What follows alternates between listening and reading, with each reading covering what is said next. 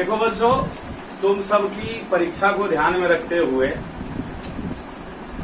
आज हम पिता शब्द रूप यानी कि ऋकारांत शब्द रूप, जो कि थोड़ा सा याद करने में मतलब आसानी हो और समझ में आ जाए, हम इस चीज को बताएं। लगभग परीक्षा में पिता पर या माता पर माता का षष्ठी, सप्तमी, है ना, इत्यादि ज्यादातर पूछता है षष्ठी, पंचमी षष्ठी का एक वचन और फिर पूछता है बहुवचन, है ना।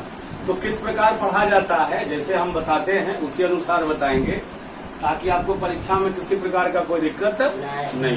तो आज जो हम शब्द रूप बता रहे हैं, उस शब्द रूप जो है वो अच पर है। किस पर है? अच पर। अच यानी कि हमने शब्द रूप के दो भाग बांटे थे, एक अच बांटा था और एक हल बांटा था। अच हो गया जिसको हम स्वर कहते हैं, और हल का मतलब व्यंजन कहते हैं, और उसी स्वर के बदले सर्वनाम आता है ना। तो एक शब्द रूप सर्वनाम होता है, ठीक है ना।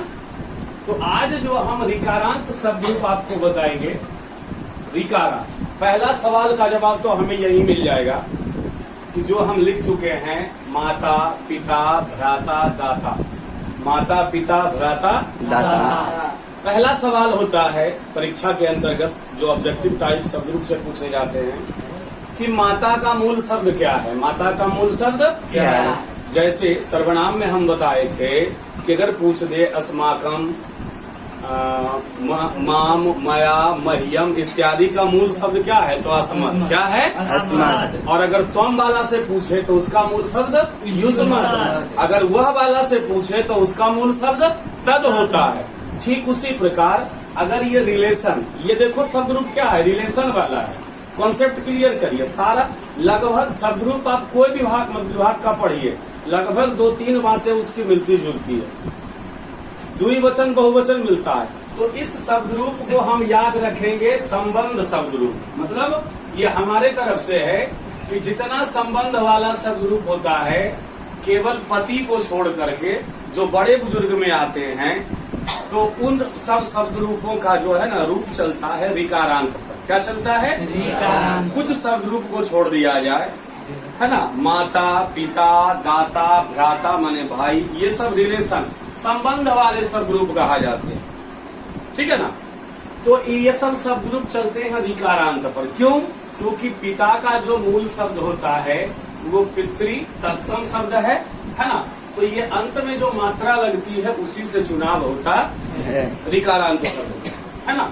कौन सा शब्द रूप? ऋकारांत शब्द। आया समझ में अमरजीत? हाँ सर। चलिए अब देखिए पढ़ने का जो क्रम है, जो हमने लिखा है उसी प्रकार जो हम शुरू से जो हमें पढ़ाया जा रहा था उसको हमें छोड़ना है।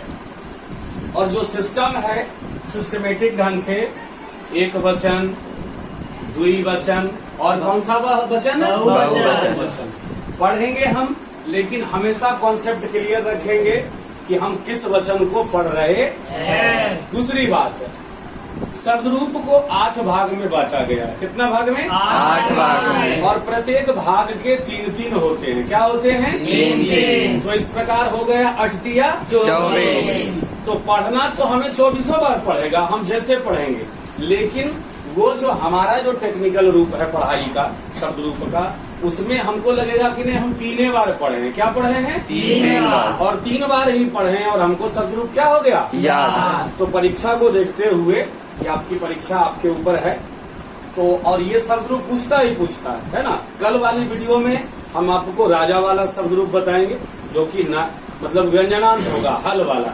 अभी तक हम आपको हलंत शब्द रूप नहीं बताएं, तो कल राजन का बताएंगे, विध्वंस का बताएंगे, जो जो आपको पूछेगा मेन पॉइंट वो बताएंगे। तो आज देखा जाए हम इसको कैसे पढ़ेंगे। हमारे सुर मात्रा सब चीज मिलना चाहिए, इसका रूप भी मिलना चाहिए। तो पहले एक बार समझ लीजिए पढ़ने का तरीका। आप समझ ही चुके हैं, तो क्या करना है, हमें 4 भाग में बांट देना है। क्या करना है? 4 भाग में बांट। बोलिए प्रथमा, द्वितीया, तृतीया, चतुर्थी। उसके बाद क्या है? पंचमी, षष्ठी, सप्तमी, संबोधन। याद रखना है संज्ञा वाले शब्द रूप में 8 होते हैं, सर्वनाम वाले में 7 ही होते हैं, ठीक है ना। ये सब पॉइंट वाली बात है, ठीक है ना। तो अब हम एक बार पढ़िए पिता पिता पितरम पितरम पित्रा पित्रा पित्रे पित्रे पितुः पितुः पितुः पितुः। याद रखना, पिता का पंचमी और षष्ठी लगभग शब्द रूप जो है, अगर अकारांत पढ़िएगा तो षष्ठी लताया लताया है ना, एक होता है।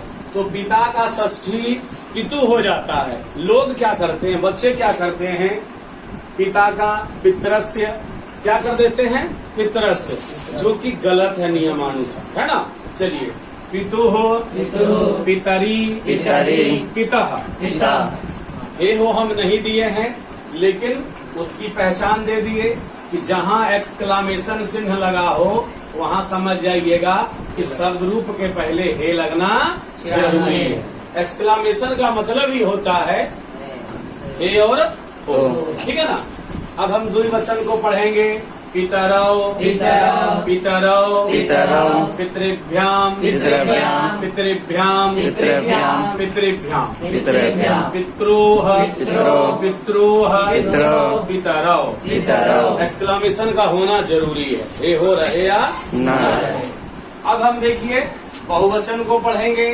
पढ़िए, पितरीन पितरीन नहीं सॉरी, हम एक छोड़ दिए हैं। पितरः पितरः पितरीन पितरीन पितृभिः पितृभिः पितृभ्यः पितृभ्यः पितृभ्यः पितृभ्यः पितॄणाम पितॄणाम पितृषु पितृषु पितरः। पितरः। यहाँ भी एक्सक्लामेशन चिन्ह है ना, तो एक्सक्लामेशन चिन्ह को ध्यान में रखिएगा। और इसी पर माता भी, दाता भी और भ्राता भी, यानी कि हमने इसको एक नाम दिया रिलेशन वाला, संबंध वाला, बड़े बुजुर्ग के संबंध वाला शब्द रूप जो है वो लगभग ऋकारांत पर चलता है। इस पर चलता है ऋकारांत पर। अब हम पढ़ेंगे, इसमें थोड़ा सा स्वर रूपी लय मिलाएंगे, मसाला मिलाएंगे और पढ़ेंगे। पढ़िए, पिता पिता पितरम पितरम पित्रा पित्रा पित्रे पित्रे। हम कहाँ पढ़ रहे हैं, हमारी निगाहें वहाँ होना चाहिए, है ना।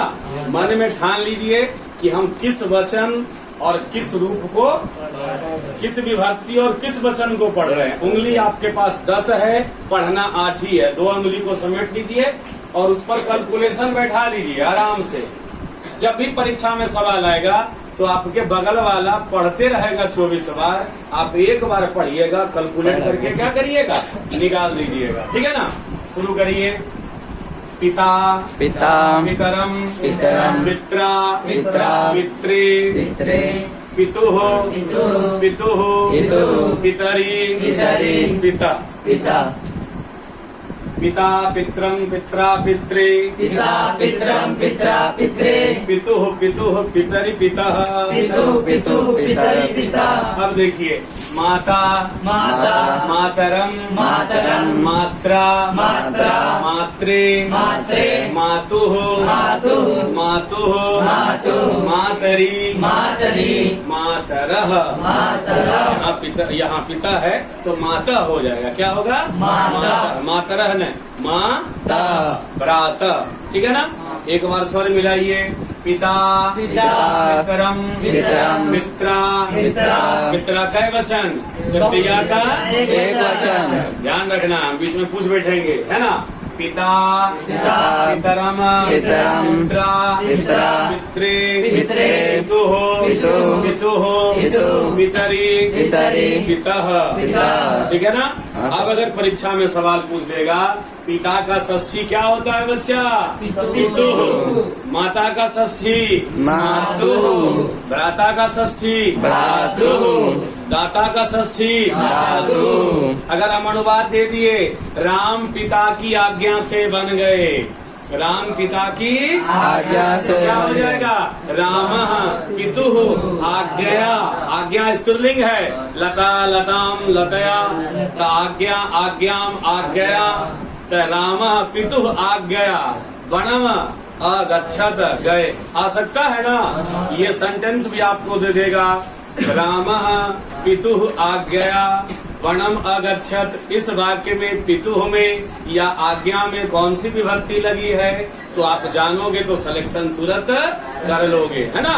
थोड़ा सा पिता पितरम पित्रा पित्रे पिता पितरम पित्रा पित्रे पितुः पितुः पितरि पितः पितुः पितुः पितरि पिता माता मातरम मात्रा मात्रे माता मातरम मात्रा मात्रे मातुः मातुः मातरि मातः मातु मातु मातरि माता दाता दाता दातरम दातरम दात्रा दात्रा दात्रे दात्रे दातुः दातुः दातुः दातुः दातरी दातरी दातः दातः। अब हम समझते हैं कि आप लोग का एक वचन जो है कंठस्थ हो गया होगा, समझ में आ गया होगा कि हमें अपनी गाड़ी को किस अनुसार चलना चाहिए। रोड भी क्लियर है ना, लेकिन स्पीड लिमिट रखना है। स्पीड क्या रखना है, हड़बड़ाना नहीं है, ठीक है ना, क्योंकि हड़बड़ाहट परीक्षा में जब हड़बड़ाहट होती है तो दिक्कत हो जाता है। अब हम थोड़ा सा झलक द्विवचन और बहुवचन को देख लें।